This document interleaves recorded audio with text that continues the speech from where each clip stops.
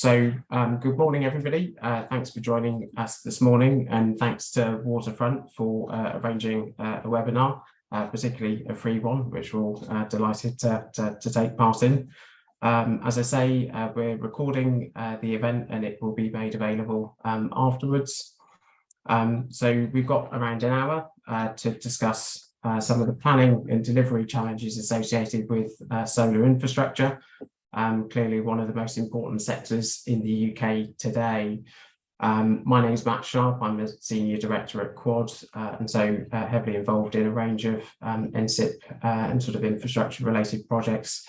And certainly from my perspective, energy security is nationally important, and climate change is probably the single most important issue facing the planet. And so the scale and urgency of the challenge for the UK to meet its zero carbon commitment is unparalleled. And so, as we're aware, we've got 14 gigawatts of installed solar, and the government expects a five-fold increase to 70 gigawatts by 2035. And so talking about solar this morning is clearly well timed. Solar projects can now benefit from the DCO regime, which is intended to help support the rollout of solar. We've got two draft NPSs that provide clear support for solar, and we've got three excellent speakers that are going to help us understand some of the practical challenges facing some of those projects from concept through to delivery. So as you would have seen from the invite, we're hoping to cover three principal questions. So how can government support the future growth of this industry? What are the planning challenges for projects currently experiencing, and how can these be overcome? And then what the planning routes for these new projects can be, and what are the requirements? The format of this morning is that we've got three speakers. Each has 10 minutes to run through those questions from their perspective. We're starting with Richard Marsh, a partner from BDP Pitmans. Richard specialises in planning law and the authorisation of major infrastructure and commercial projects.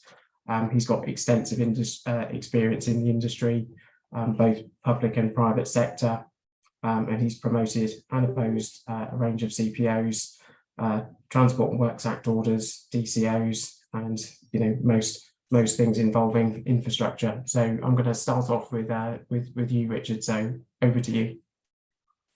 Thanks for the intro, Matt.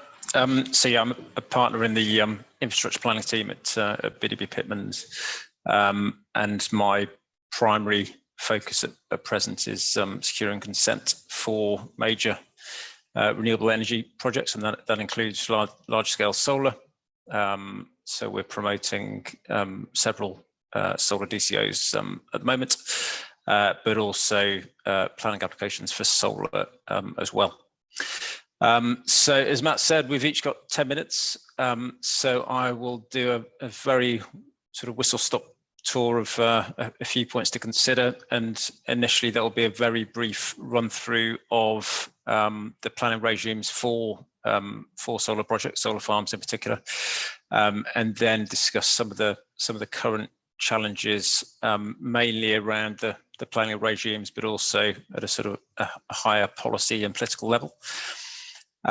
So initially, on a very sort of basic level, I appreciate there's going to be a mixed knowledge and understanding within the audience. But in terms of planning for solar development, there are different routes to consent.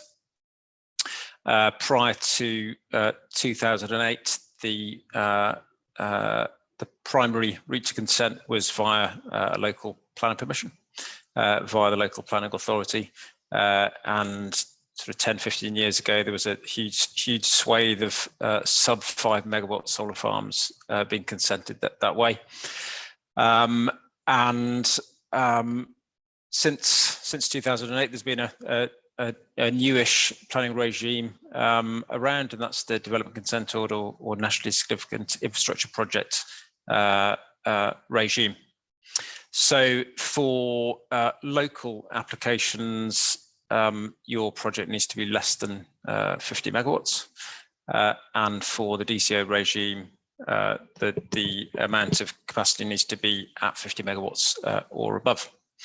And that consent is obtained from the Secretary of State, and as is now the Secretary of State for Energy Security and Net Zero, or DESNZ. So in terms of local application, applications are decided in accordance with national and local policy.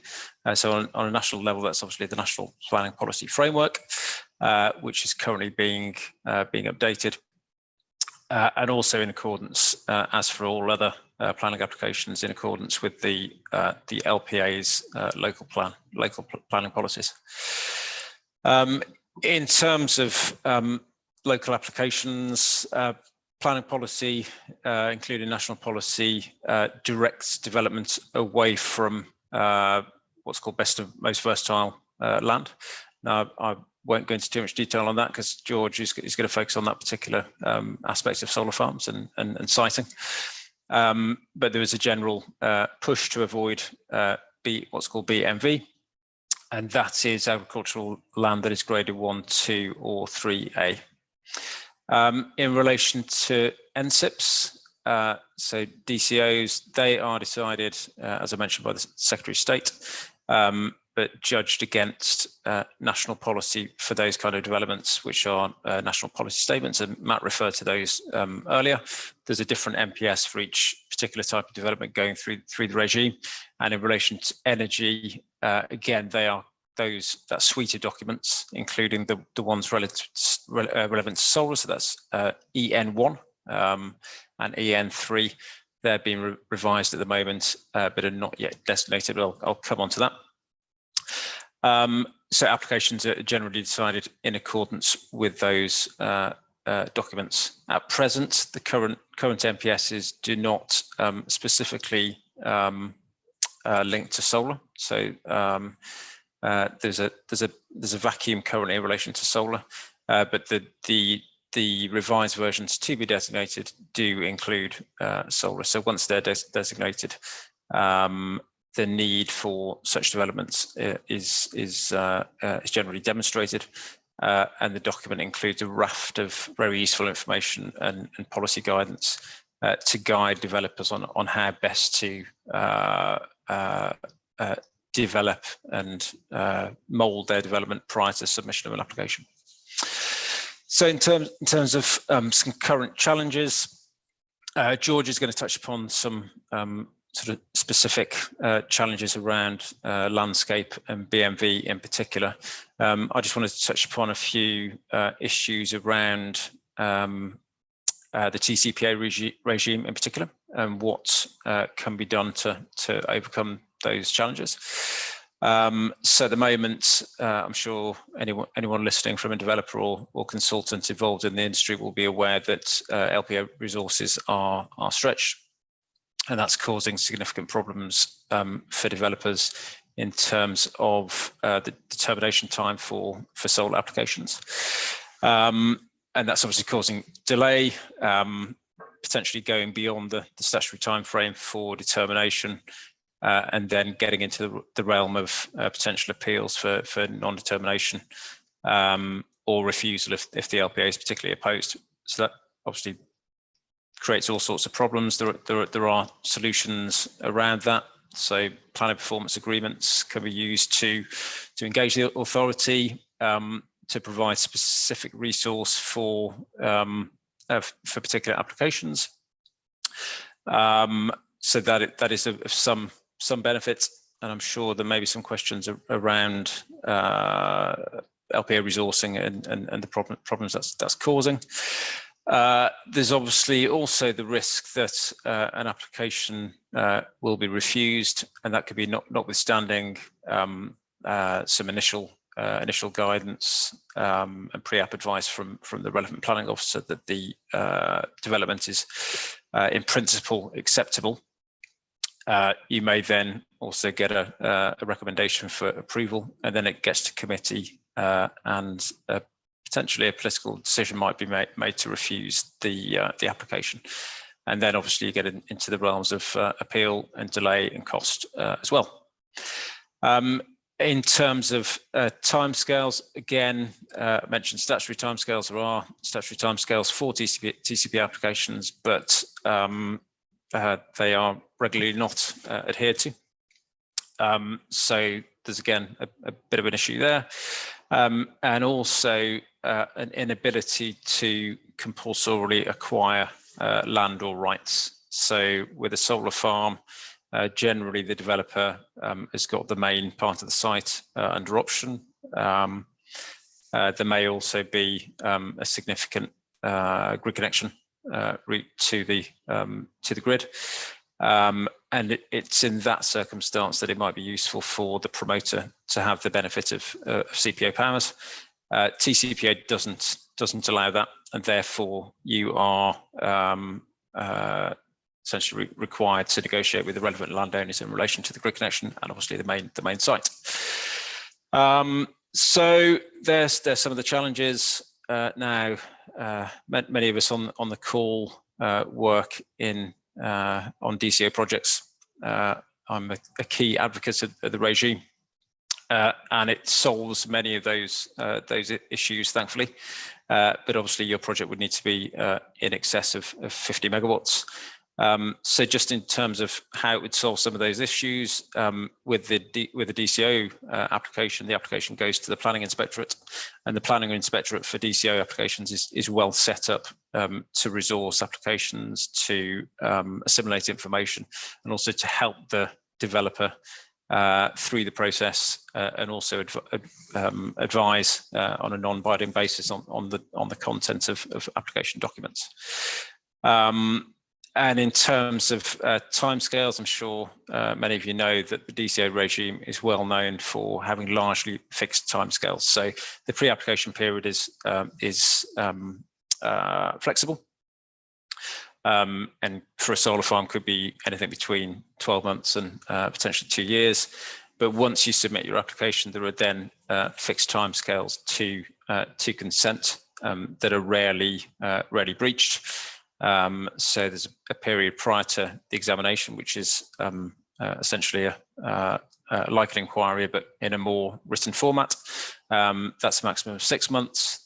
The examining authority then has 3 months to write its report, and then the Secretary of State has 3 months to decide the application. So relatively fixed timescales. There is also the ability to have the benefits of CPO powers, which is a major plus. It should always be done as a matter of last resort, but for a private developer to have those powers is extremely powerful. So again, another positive of the DCO regime. I'm sure I'm running out of time, so I'll briefly touch upon some other challenges that are currently facing solar developers without treading on George's toes. So March 2023, the government issued Powering Up Britain, which built upon previous policy documents and papers on how to speed up the planning system, in particular the National Infrastructure Planning regime, and how that would best support the deployment of renewable infrastructure. Now, the purpose of this is to speed up the plan process for major energy development, and also deal with some specific issues. And some of those are policy and legislation uncertainty for a start. So we've mentioned the NPSs. They will hopefully soon be designated, but the process of draft to designation it's already taken 2 years. So the revised drafts came out in 2021. So hopefully they will be designated in the early part of next year, but we need to get cracking. We need to make sure that solar is covered by those NPSs. In terms of stakeholder involvement, I'm sure we've all been involved in projects where there's been a certain level of engagement from certain statutory bodies, which may have caused timescale issues on a particular project, and that is understandable because many of those bodies are sort of insufficiently resourced. So as part of this NCIP action plan by the government, there will be hopefully sufficient and proper resourcing for some of these bodies. And the idea is that there will be proportionate cost recovery, which I think most developers will be happy to pay as long as it results in delivery and in accordance with the timescales, rather than delayed engagement during the examination of a DCO application. There's also the NSIP fast track. The idea here is that you'd have different projects going in a different route if they are more straightforward, and hopefully that will apply to solar. I don't have time to go through that in any more detail, but more will be revealed in the next few months. And again, hopefully that fast track process should be in place in the first half of next year. I also don't have much time to go into grid infrastructure, but maybe George might touch upon that. But clearly there's an issue at the moment around connecting to the grid and receiving grid offers from the ESO that are well into the future, sometimes well beyond 2035. So clearly, things are being done to speed up the process, to look at the planning of grid infrastructure, but more funding needs to be put in place. There are clearly a huge swathe of policies that need to be implemented, but it needs to be done rapidly, because developers simply can't plan on the basis of a grid connection 15 years away. And that's pretty much it from me, Matt. I won't drone on anymore. Great, thanks, Richard. That was excellent. Just moving on to George. And so next up, we've got George Wilyman, who's head of planning at Aura Power. So George is the head of planning in their UK planning team. He's a chartered town planner with over a decade of professional planning experience. Before joining Aura, he was a consultant working for a multidisciplinary planning consultancy and advised on a range of large-scale infrastructure and employment-related development. So over to you, George. Yeah, hi Matt. Thanks very much. Thanks for the intro. I'll try and share a screen, so hopefully you can see a couple of slides as well. I talk alongside. So what I'm going to focus on today in particular is sort of the key challenges and what I see are the key challenges I'm sort of facing on a daily basis. Sort of caveating this slightly, Richard obviously touched upon the two consenting regimes. We primarily focus on the TCPA route, so the local planning application route, and our solar schemes are generally 50 megawatts or less in size. I'll touch upon why that is sort of roughly later on. So majority are, so with the applications that we submit, majority are generally determined at planning committee, just by the nature of the complexity of the schemes and also the size of them and the level of interest they obtain from the local public. And that generally reaches the threshold to go to the planning committee. One thing that Richard touched upon was sort of the certainty of the DCO route. You definitely don't get that certainty with the TCPA route, and particularly going to planning committee, you can have the strongest scheme possible, and it feels like you're very much going on with a 50-50 chance, and it's very much dependent upon the opinions of local people, locally elected members who are very much of one demographic generally, and don't necessarily share the views of the country. The key point I was going to pick up first off was this key planning challenge around landscape, and I think landscape is the fundamental issue in relation to the key concern with solar development. You know, they're generally in using agricultural land for the purposes of implementing panels, and you can see what the structures look like there, albeit, you know, with grazing in place as well, with sheep grazing in place as well. But I think it's that point around people just generally don't want to see solar panels, unfortunately, and there's slight ignorance to it as well in terms of people seem to not really give too much concern about where their electricity comes from, but don't want to see it and don't want to see where it's been generated from. So although that's sort of the starting point, often it's not necessarily around protecting sensitive landscapes or designing screening. You know, that sort of comes out in the wash of the schemes we're bringing forward. We generally do avoid sensitive landscapes. We do add in significant screening, etc., to limit the impacts. But from there, you get other objections coming on. So landscape being the issue, that it comes out of the wash in various other guises. I think, and the key guise that's coming out at the moment is use of agricultural land, and particularly use of best and most versatile land. Richard touched upon what best and most versatile land is before. that's referenced within the NPPF, within the glossary terms of the NPPF. So best and most versatile land is grades 1, 2, and 3A land, and as we suggested, policy is suggesting that it should be avoided where possible. Flicking on to sort of and focusing on that point, I think for the main bulk of this talk and my 10 minutes, I was just going to talk across some of the key appeal decisions that are coming out in relation to use of agricultural land. And from my count, I think of the last 18 months, there have been 2 appeals dismissed, where agricultural land, use of agricultural land, use of BMV was one of the main reasons. But on top of that, there's a significant number which are coming through at the moment, which are sort of countering that. And this is as recent as last week at the Bursell decision that came out. And it's just what it sort of shows, what I come on to is that there's not a uniformity in terms of decisions that are coming forward. And you can see that probably from the agricultural land characteristics that are in front of you there. So when looking very simplistically at the ALC characteristics of the site, you can see there's no uniformity in decisions that have been made. So Scruton, for instance, is predominantly grade 2, whereas only around 50% of Lullington decision is BMV, whereas Scruton was approved, Scruton was allowed, and Lullington was dismissed. In both the dismissed cases, so Lullington and Corston, the top 2 on the table there, the inspector gave weight to the PPG and Eric Pickles' written ministerial statement from 2015 when he was Secretary of State. And the written ministerial statement states that where a proposal involves agricultural land, being quite clear there is necessary and poorer quality land is to be used in preference of higher quality land. Now that's setting a test in place, which essentially says that you as a developer, the onus is on you to identify that poorer quality land. In an ideal world, that's generally not possible to do. Mapping a BMV land is quite vague. It's very generalized. So the only way to actually determine what quality land is to undertake ALC surveys, agricultural land quality classification surveys, and that's obviously a detailed part of the process that feeds into the planning application stage. So once you're down that route, it's almost the ship's sort of almost sailed. You've got grid already agreed, you've got land already agreed, and you're going through the process of identifying what that land is.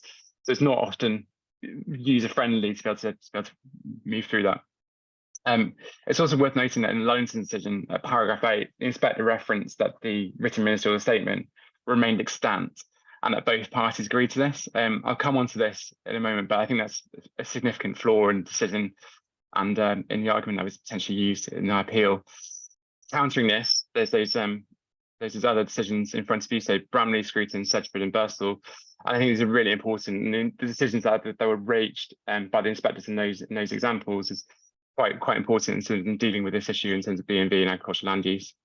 So in particular, the Scruton decision, the inspector discredited the value of the written ministerial statement and the PPG in respect of site justification. And the inspector continued to note that the NPPF has been updated numerous times since 2015, so since the written ministerial statement and the PPG were updated.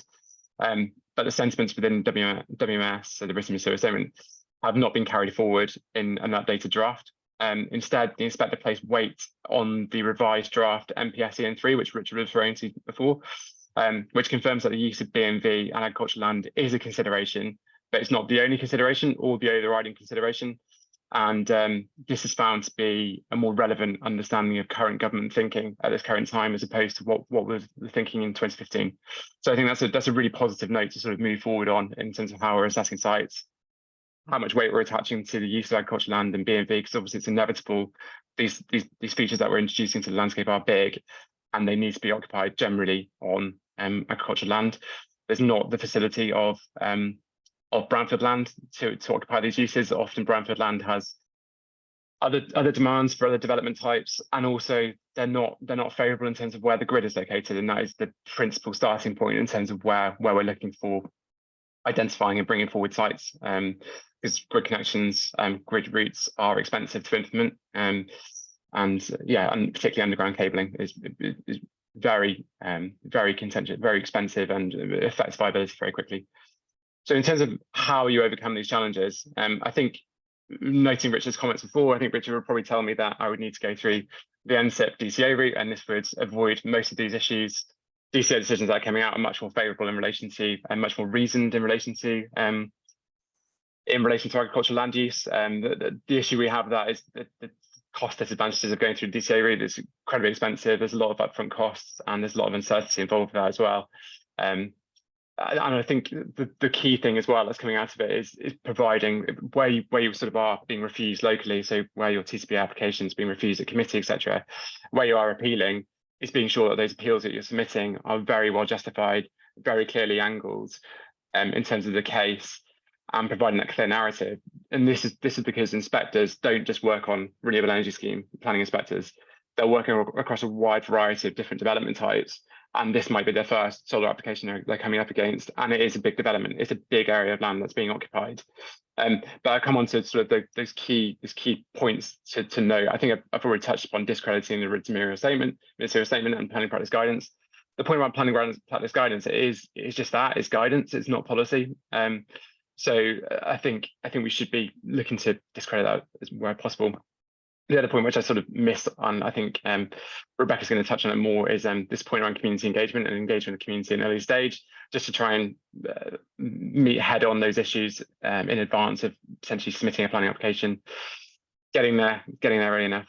I think the other points to sort of pick up is as well in this argument is that not all agricultural land is in use for food production, and there's a public narrative around this that we need to try and change. That there's a lot of land in the UK. So of last county in 2021, 121,000 hectares of land in the UK was used for the purposes of growing biofuels.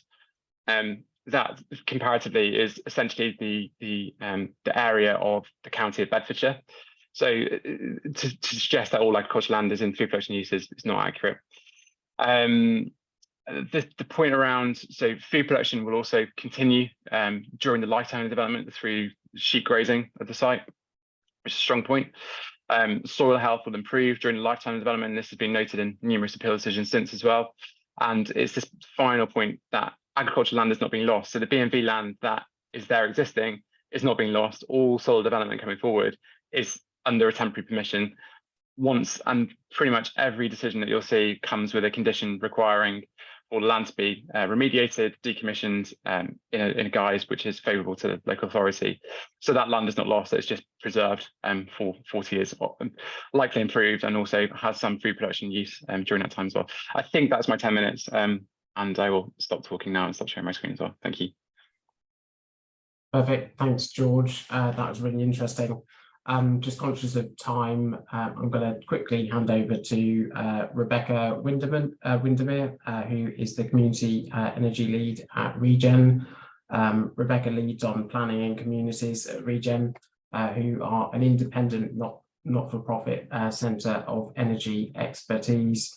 She's a chartered town planner, has a PhD in environmental planning, and is also the Royal Town Planning Institute Southwest Young Planner of the Year. And so, yeah, really glad to have Rebecca on the panel. So over to you. Thank you. I'll just share my slides. Cool, thank you. So yeah, I'm going to build upon the talks that we've had so far today and talk a little more about the community aspect of schemes and some of the other planning challenges. But just to kick us off, I've got some data here that we've put together at Regen about the number of solar planning applications we've seen over the past 10 years. And what we've seen in recent years is a significant increase, with an expectation that in 2023 we'll have the kind of highest record of UK solar PV planning applications. And with the targets that we've got in place now, we're going to expect this to increase more over the next few years. So there's really important considerations here about making the planning system as quick as possible, while still bringing in those considerations around landscape, land use, and communities. There's also important considerations around how we're resourcing the planning system. So that we have the right people able to make these decisions within the timescales, both at the local authority level and at the DCO level. Something I wanted to touch upon that we haven't yet talked about today was around repowering and life extension. And this is really topical if anyone saw the revised NPPF that was published yesterday. So the updates to the NPPF yesterday set out a more positive policy for life extension and repowering. So just a reminder for those unfamiliar with those two terms, life extension is where you increase the duration of the planning consent for the existing infrastructure. So keeping things the same, just increasing the planning consent. And repowering is where you remove the existing infrastructure and replace with new.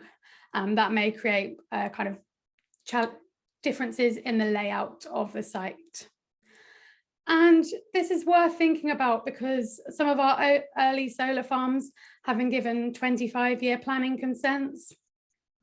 And we've seen a bit of a mix with this across the country, actually. We've seen some with 25-year consents, some with 35-year consents, some without a time duration on their planning consent.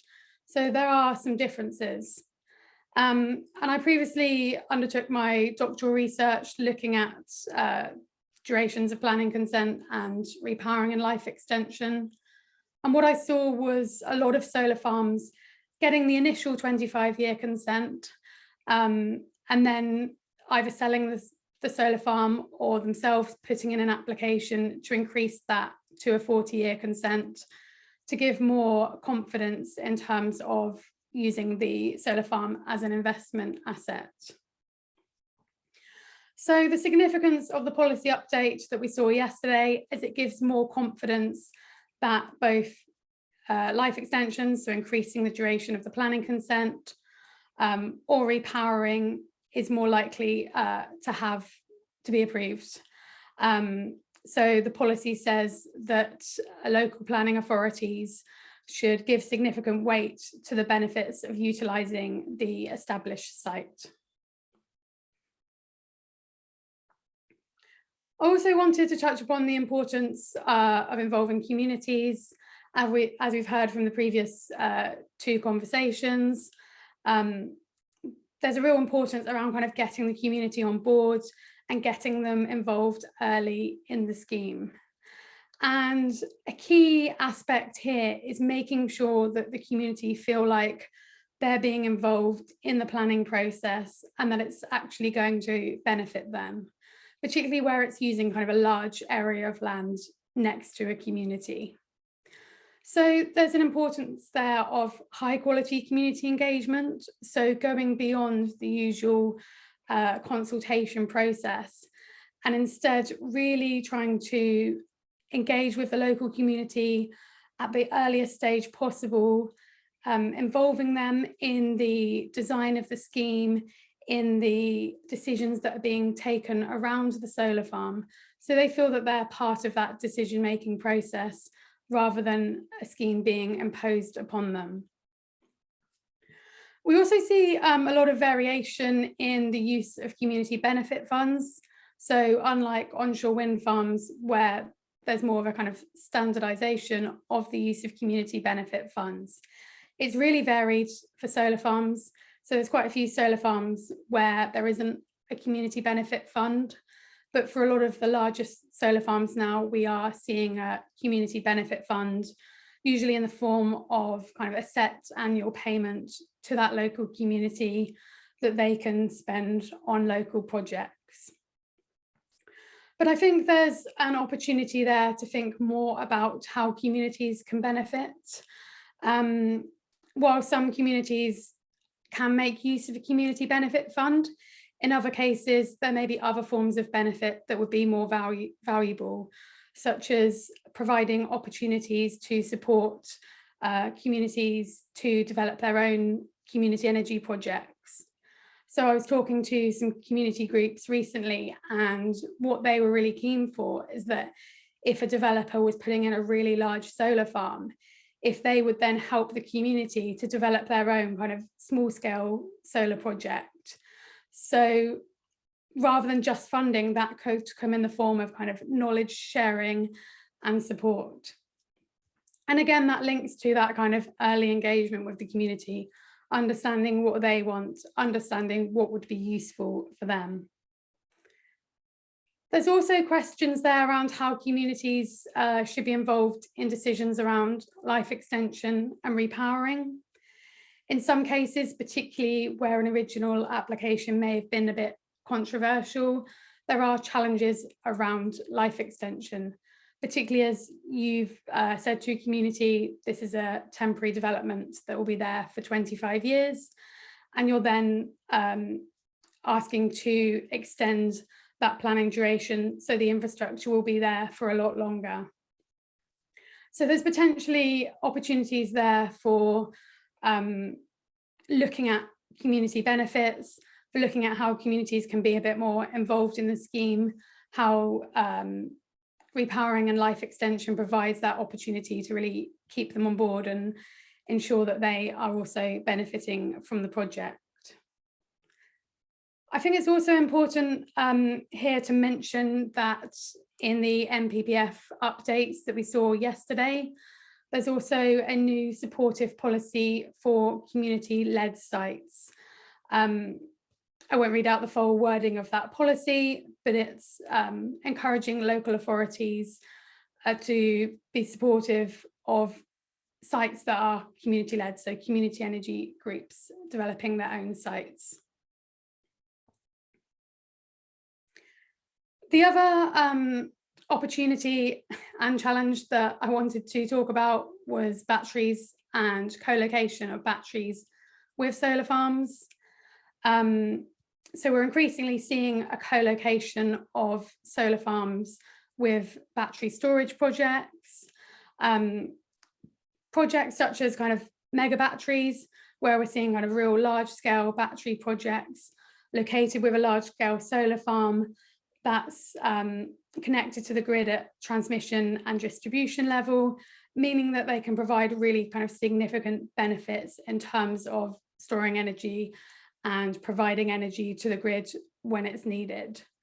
So there's really exciting opportunities for the sector there, but there are significant challenges as well, with the most significant challenge being around community acceptance.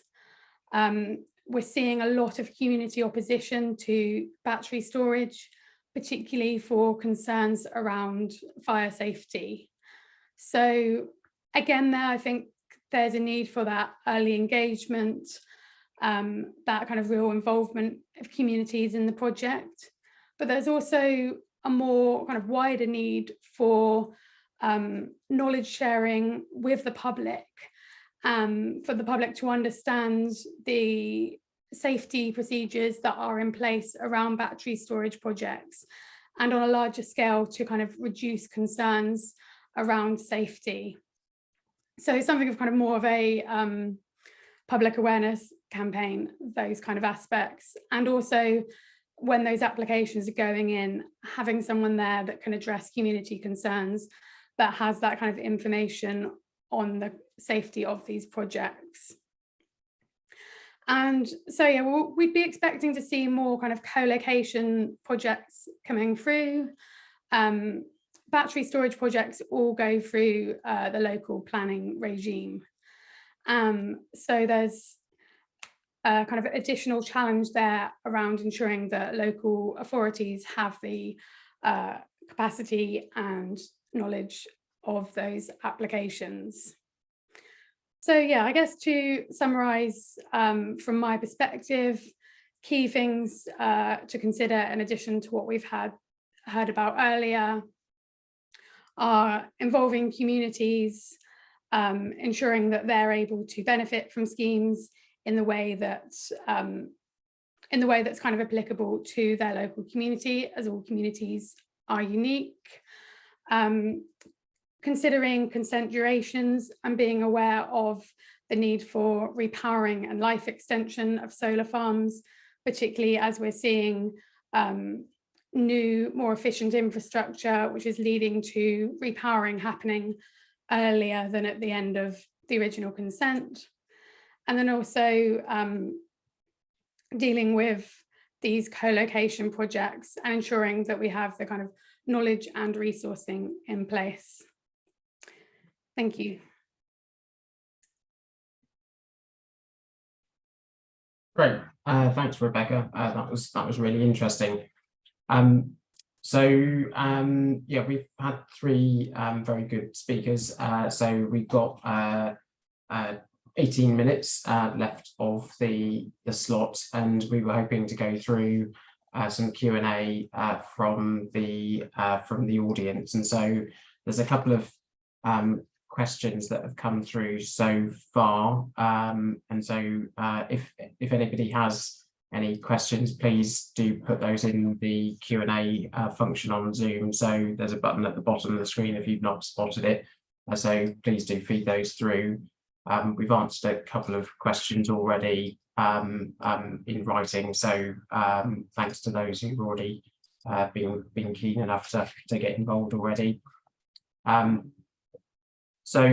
first question on the list is from Bron Curtis. That they're seeking the panel's views on the need for HSE for battery projects. And so is anybody on the panel sort of able to give a view on Bron's question? I assume it's health and safety consent from HSE. Yeah, I can dive in if you want me to. Yeah, great. Thanks, George. Health and safety is a matter that's picked up. I know the PPG was recently updated in relation to fire safety, in particular in relation to BESS development. It's something that's generally been picked up locally. So we, as part of the planning application process, we will submit a safety statement alongside it, particularly relating to fire risk, etc. I think the PPG was updated, confirming that the local fire rescue service needs to be consulted on every BESS application coming forward. There's obviously only so many limits that the planning system, or only so many controls the planning system can deal with, and that sort of starts to stray outside of what the planning process and function is of what is development essentially. But yeah, it's largely something we consider as part of the applications. Okay, and so sorry, Bron's just clarified it's hazardous substances consent, which I'm not sure necessarily I've had to deal with specifically, but I guess it's that point again. It's sort of Richard might be able to chime in. Sorry, okay, Richard. It's that point around what is functional to planning, and that largely probably steps outside what the planning regime is intended for. Yeah. Yeah, I think it's been picked up by a few opposition groups that it should be considered before the grant of permission, but I see it as a parallel regime, very much in the same way as environmental permits, that's considered separately. So yes, there are considerations within the planning process, such as those mentioned by George, but certainly in relation to hazardous substances consent, that's obviously consented via a parallel regime. And so another question from Bron relates to the panel's views on the speed of tech evolution. They're seeing numerous Section 96A applications for permitted schemes as technology and design evolves before installation. I suppose this is a sort of a wider point just in terms of approaching the level of detail in a way that can make sure that we're taking proper account of where particularly where you don't have confirmed supply chain, different changes to the types of panels, making sure that you've got drawings that are sufficiently clear but flexible to take account of those points. And so George, perhaps you've got experience of sort of how best to sort of deal with that particular point in terms of amending consents, or perhaps avoiding the need to amend if you have those points far enough ahead. It's generally difficult. It's difficult to do because it also comes about, it's not just tech developing, it's also availability of technical infrastructure you're implementing. So it's about creating, as you just said, about having an application permission which is ultimately flexible. So the information you're submitting is generic generally in terms of the panel specifications, etc. You're not specifying that at no stage.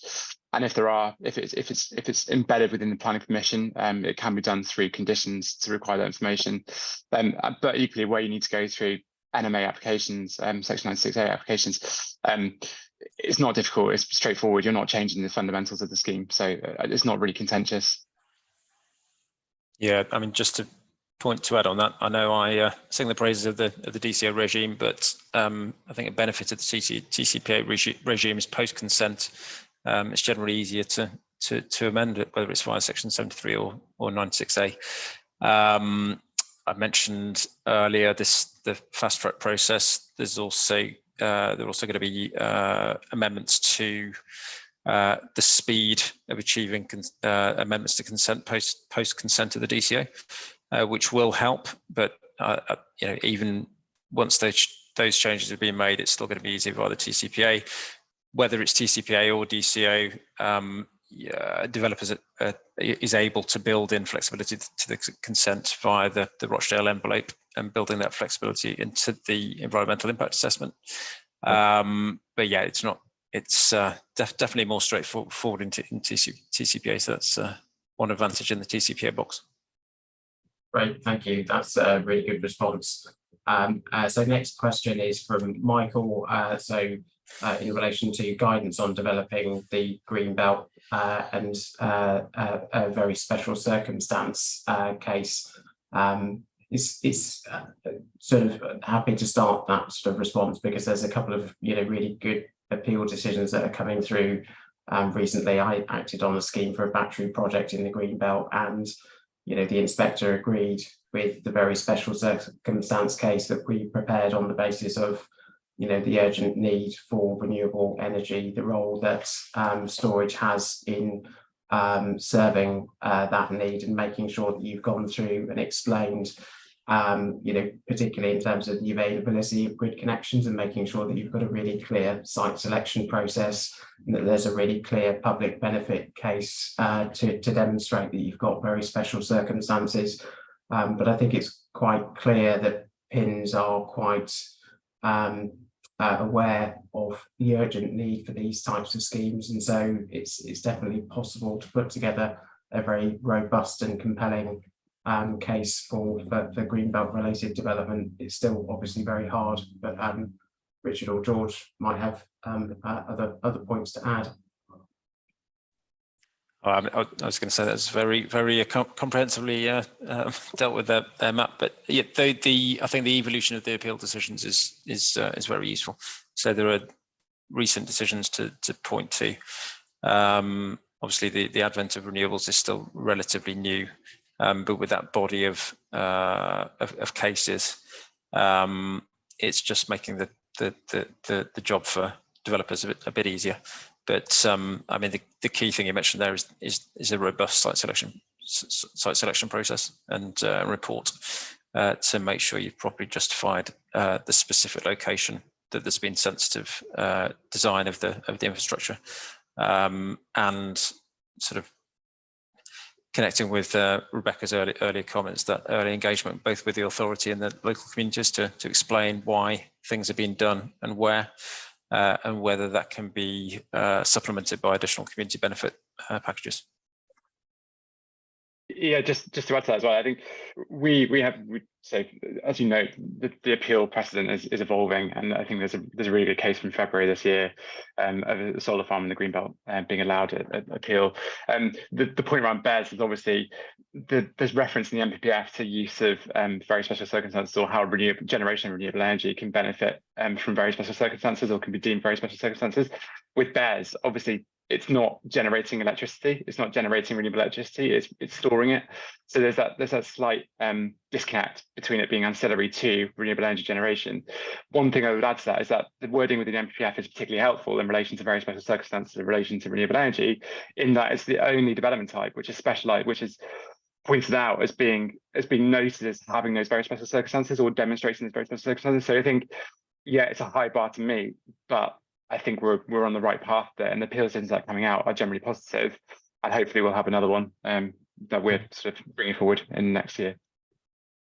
Great. And then there's a question on community engagement that Rebecca's going to cover. It might also relate to the other question on community engagement, just in terms of the level of investment, but maybe we can sort of see how the response goes, Rebecca. But yeah, over to you.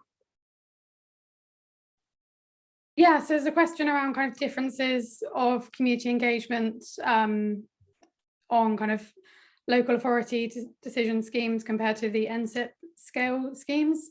And I think kind of regardless of the scale of the scheme, that really kind of early engagement process, explaining to communities why the solar farm needs to be in that particular location is really, really important. Particularly giving people that understanding of we can only put these solar farms in particular locations where they have the connection to the grid. So getting that kind of really early explanation in. In terms of the question on level of investment, I don't think there's any kind of data on the kind of average level of investment on the community engagement side or in terms of kind of community benefits that we have seen. But I think spending some of the project costs on engagement early on, it doesn't have to be a large amount of money. It doesn't have to be kind of digital technologies. But I guess most important is having someone there to speak to the community, to answer their concerns. Having that kind of point of contact is the most important aspect. And then I think with kind of value of community benefits, as we see this happening more often, I think we'll see more kind of examples of what's becoming standardized, as we've seen kind of already for onshore wind. Yeah, no, I'd agree with all of that, and I think certainly from my perspective, you know, a lot of the schemes that we're working on, you know, all of the promoters we're working with are really keen to, you know, promote really good, meaningful engagement, and that doesn't always mean that, you know, the engagement is sort of results in support for the scheme, but I think it doesn't mean that you shouldn't try and do it, because I think speaking to local people, trying to understand their perspective is a really important role for a project to properly understand what the issues are and how to potentially overcome some of those points. But it certainly it requires time and effort, and perhaps money is a sort of a lesser point. It's more actually having the sort of, you know, the will and motivation to keep talking to people, particularly when there's ongoing disagreement.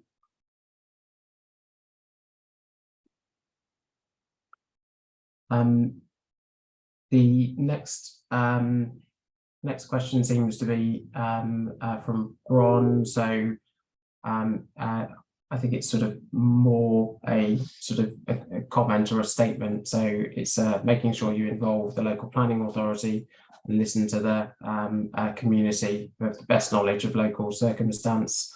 A scheme designed with the community is far more likely to be supported. So yeah, I think that's a good sensible addition to that conversation.